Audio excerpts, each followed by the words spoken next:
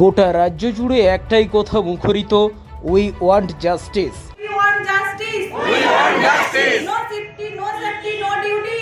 No duty, no duty, no duty. We want justice. We want justice. We want justice. We want justice. আমাদের justice দিয়ে দিন ব্যাস, আর আমাদের কিচ্ছু চাই না। আর আরজিকর হাসপাতালে ঘটে যাওয়া নৃশংস বর্বর ঘটনার প্রতিবাদে রাজ্য জুড়ে সমস্ত মহলে বয়ে চলেছে প্রতিবাদের ঝড়।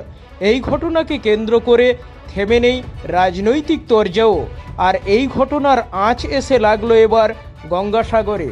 শুক্রবার দক্ষিণ 24 পরগনা জেলা গঙ্গাসাগরের রুদ্রনগরে আরজিকর হাসপাতালের মধ্যে তরুণী চিকিৎসকের খুন ও ধর্ষণের ঘটনার তদন্ত ও বিচার প্রক্রিয়ার দ্রুত নিরসনের দাবিতে ও অপরাধীর সর্বোচ্চ সাজার দাবিকে সামনে রেখে দক্ষিণ 24 পরগনা জেলার গঙ্গাসাগরের সরকারি কর্মচারী ফেডারেশন এবং ডায়মন্ড হারবার স্বাস্থ্য জেলার স্বাস্থ্যকর্মীদের সঙ্গে নিয়ে প্রতিবাদ মিছিল করলেন সুন্দরবন উন্নয়ন মন্ত্রী বঙ্কিমচন্দ্র হাজরা।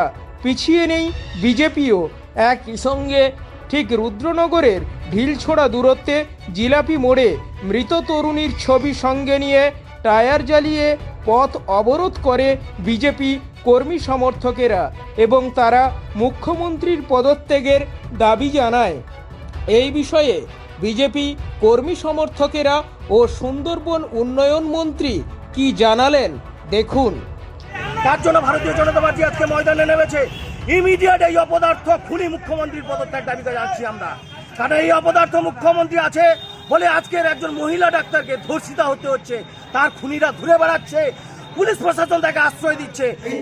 বাংলার যে আইনি ব্যবস্থা সেটা যেন প্রত্যেকটা মানুষের মধ্যে সুনিশ্চিত থাকে, যাতে মানুষ তার নিরাপত্তাটা পায়, সুস্থ সুন্দরভাবে বাড়িতে থাকতে পারে, রাস্তায় যাতায়াত করতে পারে, ঘুমোতে পারে।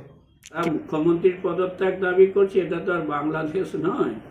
হ্যাঁ, এটা তো আর ওই মুখ্যমন্ত্রীর পদত্যাগ তো ওরা বহুবার দাবি করেছে।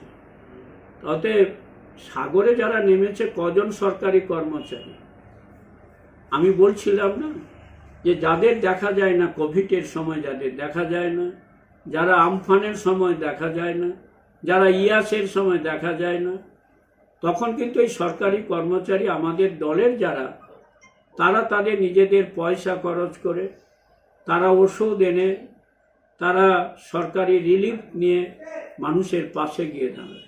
ওরা কিন্তু দাঁড়ায় না, ওনাদের দেখতে পাওয়া যায় না। ভোটের সময় এলে ওদের কিন্তু দেখতে পাওয়া যায়। তা ওরা এসে কি বলবে? ওদের কটা কর্মচারী আছে, কটা কর্মচারী আছে দেখুন না। বিকাশ কাবিলা আছে, অশোক দাস আছে, অনুপ দাস আছে, হ্যাঁ, আর হচ্ছে সাথী মিত্র যা ওই কাকদ্বীপ এতে কাজ করে, হেলথ দপ্তরে কন্ট্রাকচুয়াল বেসিসে কাজ করে। আর কে আছে?